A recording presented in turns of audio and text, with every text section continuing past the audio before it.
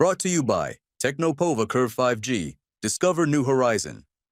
ये देखिए, अब हम आपको नई तस्वीरें इस हमले की दिखाने जा रहे हैं। ये ओलेनिया एयरबेस के बाद अब बेलाया की तस्वीरें आपके सामने हैं। बेलाया में अटैक की नई तस्वीरें सामने आई हैं। एक साथ किस तरह से चार एयरबेसेस को नुकसान पहुंचाने में यूक्रेन कामयाब हुआ है। ये हुआ क्या है? ये रूस की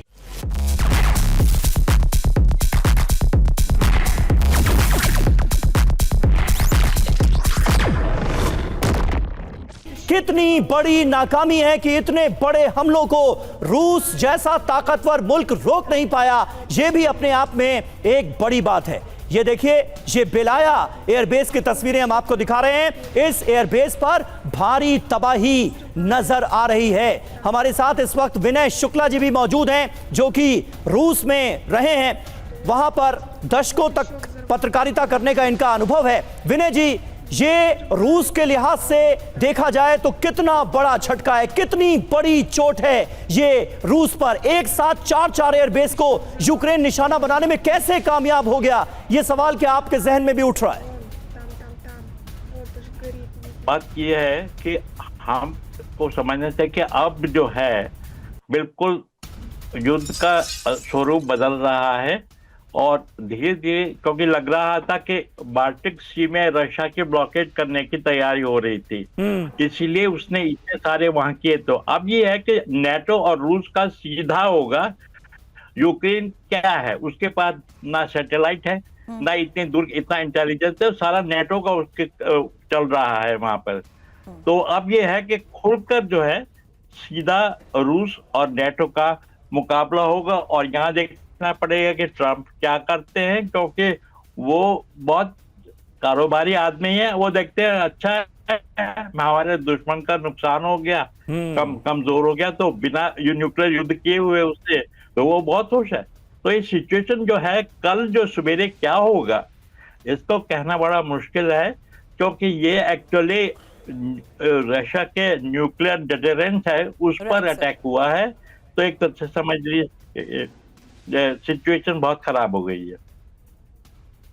यानी एक्सपर्ट भी समीर इस वक्त हमारे साथ बातचीत में ये साफ तौर पर मान रहे हैं कि ये और ज्यादा एस्केलेट हो रहा है, और जिस तरीके से ये एस्केलेट हो रहा है, ऐसे में रूस वर्सेस नेटो बिल्कुल संभव है। फिलहाल ये तस्वीरें हम आपको दिखा रहे हैं उन एयरबेस से सामने आ रही है जहां पर अब से थोड़ी देर पहले यूक्रेन की तरफ से हमलों को अंजाम दिया गया, और एंगल्स 2 एयरबेस को भी किस तरीके से निशाना बनाया गया। ओलेनिया और बेलाया एयरबेस पर हमले का डर, ये इस वक्त एक और सबसे बड़ी खबर सामने आ रही है, जहां एंगल्स 2 एयरबेस से रूसी विमान उड़े हैं। ये एक और बड़ी खबर सामने आ रही है, ओलेनिया और बेलाया एयरबेस पर हमले का डर। और इस बीच थोड़ी देर पहले समीर आपने भी ये खबर बताई थी कि जिस तरीके से यूक्रेन ने एयरबेस को टारगेट किया है, रूस में भी बड़े स्तर पर एक इमरजेंसी मीटिंग बुलाई गई, और इसका काउंटर अटैक, यानी अब किस तरीके से और एस्केलेट होगी सिचुएशन, उसके साफ संकेत भी मिल रहे हैं समीर।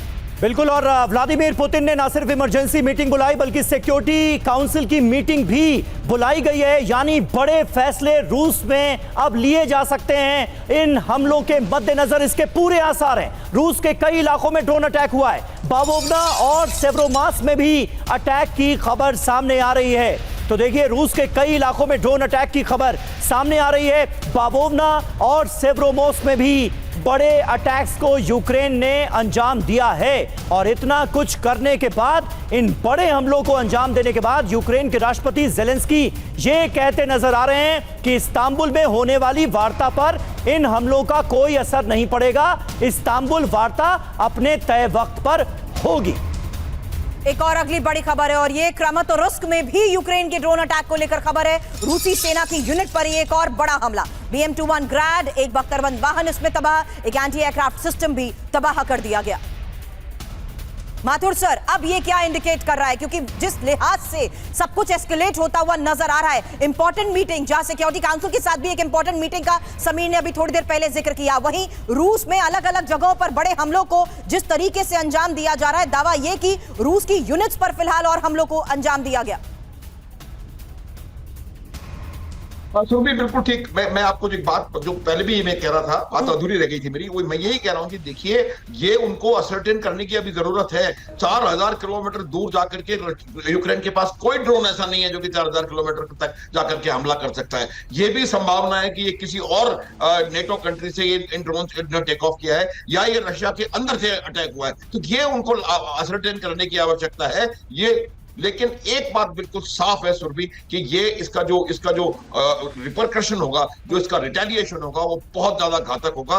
और अभी आप देखेंगे कि ये शायद एक ट्रिप हो सकता है कि वो इसका कैनवस बढ़ जाए और ये सिवाय यूक्रेन के अलावा भी कहीं और रशिया का कहीं कोई हमला होने की संभावना बन सकती है। जहां तक सवाल टॉक्स का है, मुझे नहीं लगता कि उस टॉक्स की कोई वैल्यू अब रह जाएगी, क्योंकि इतना ज्यादा नुकसान पिछले मेरे समझ में किसी और जगह मैंने इतना बड़ा नुकसान होते हुए नहीं देखा। अगर ये बात सच है तो ये बात बिल्कुल साफ है कि बहुत जबरदस्त रिटेलिएशन। अनुज माथुर साहब, आपको क्या लगता है ज़ेलेंस्की आखिर क्यों ये कह रहे हैं कि इस्तांबुल वार्ता जो है वो अपने तय वक्त पर होगी, और उनकी तरफ से यह भी कहा गया है कि यूक्रेन की आजादी के लिए हम कुछ भी करेंगे। इन हमलों के फौरन बाद जो पोस्ट की है ज़ेलेंस्की ने, वो मैं आपको बता रहा हूं।